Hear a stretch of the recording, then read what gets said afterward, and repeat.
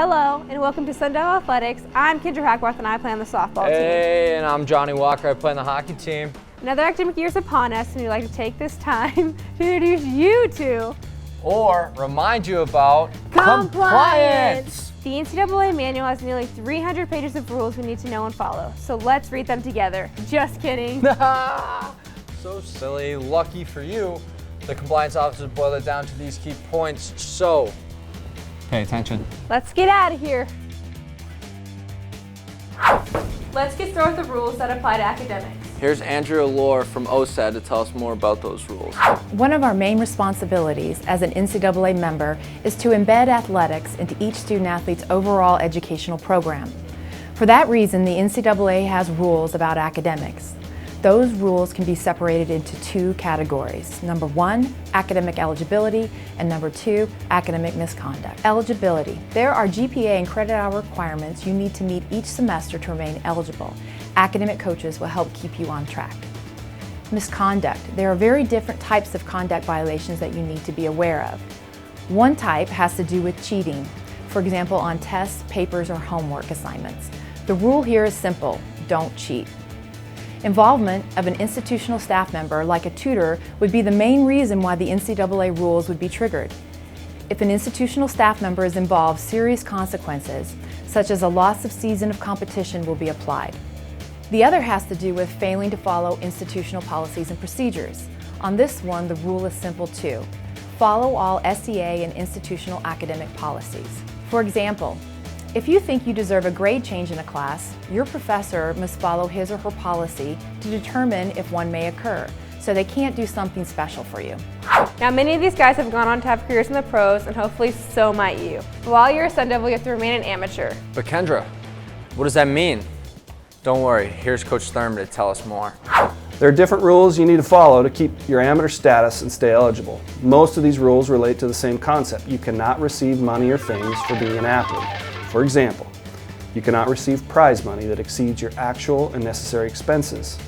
You cannot sell or trade equipment, gear, participation awards, or complimentary admissions you receive. This includes the exclusive Adidas gear you may receive. And you cannot receive cash or gifts from anyone, including boosters, coaches, or agents. So protect your eligibility and ask the compliance office before accepting anything for free or at a discounted rate. Agent activities also fall under the principle of amateurism, and there are strict rules related to what agents can and can't do for you. Among other things, an agent cannot talk to professional teams on your behalf. To help you, the compliance office has established an agent program. Protect your own eligibility by consulting the compliance staff before you have any contact with an agent or anyone who works for an agent. And finally, student athletes are permitted to get jobs, but to make sure your job doesn't cost you your eligibility, you must actually do the job and be paid the going rate. If you do get a job, you must fill out the employment form on your profile before starting. Now that we're through describing the rules regarding academics and amateurism, there are a few other topics to discuss. The first is outside competition. As a Sun Devil Athletics student athlete, your main focus is representing Arizona State University in competition. But you may have opportunities to compete in your sport away from ASU. Because there are rules regarding what you can and can't do that differ between sports, be sure to check with the compliance office first. If you don't, it could affect your eligibility. Okay, are you still with us? Now we're going to go over the rules around the hours you can spend doing your sport. Listen up to Coach Powers. Student athletes should know the rules limiting the amount of time you can spend playing and practicing your sport and how the rules impact your lives. When your sport is in season, the NCAA has a set limit of CARAs, countable athletically related activities, of a maximum of 4 hours per day and 20 hours per week, and you must have 1 day off per week. But if your team competes in 3 or more contests during a week, your coach is not required to give you a day off that week, so long as you are provided 2 days off either the week before or week after. When your sport is out of season, the NCAA has a set CARA limit of 8 hours per week, and you must have 2 days off per week. So what counts towards these hours? Basically, any physical sport-related activity you are required to do by your coaches or anything directed or observed by a coaching or strength staff member. So this includes all competition and practice sessions, as well as film review and strength and conditioning, and yes, even yoga.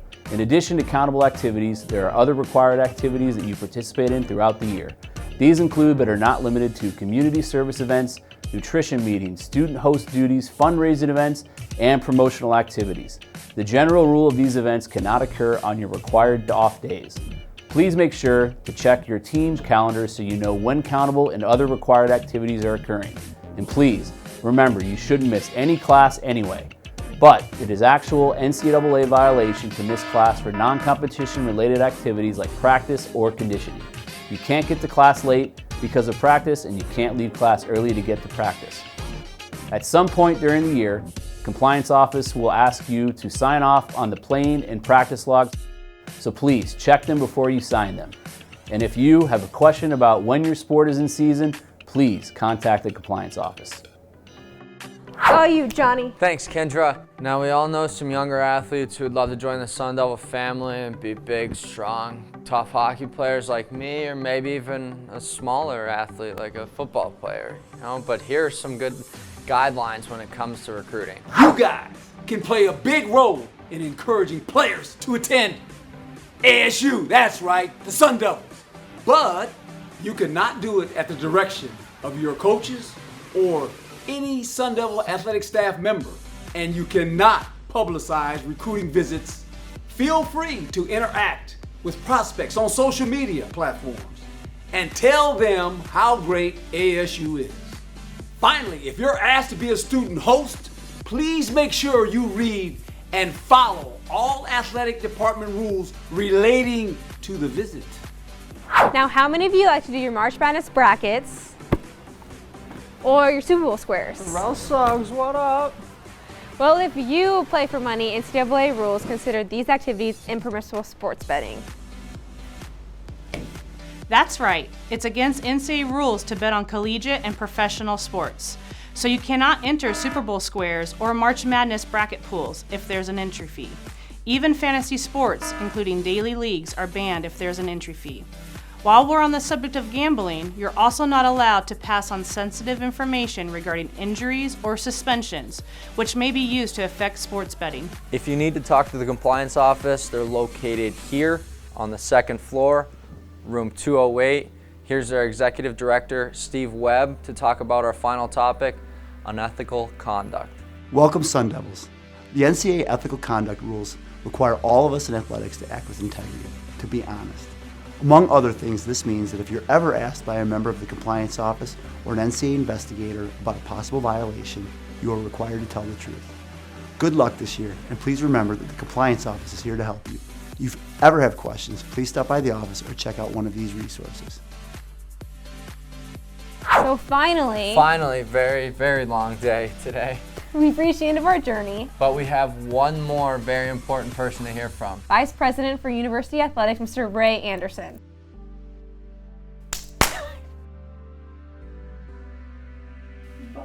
Thanks, guys. We know this is a lot of information, especially for you freshmen who've not come across these rules before. Please remember that you are role models and represent Sun Devil Athletics' core principles: championship performance, graduation, and integrity. What you do on the field as well as off the field will be reviewed, discussed, and evaluated to a much greater degree because of your status as a Division I student athlete. So act with good sportsmanship and strong integrity on and off the field. The compliance office is here to help us in numerous ways, including maintaining eligibility and winning by the rules. If you ever have any thoughts on whether you should or should not do something, be on the safe side and ask first. Thanks for listening, and go Devils.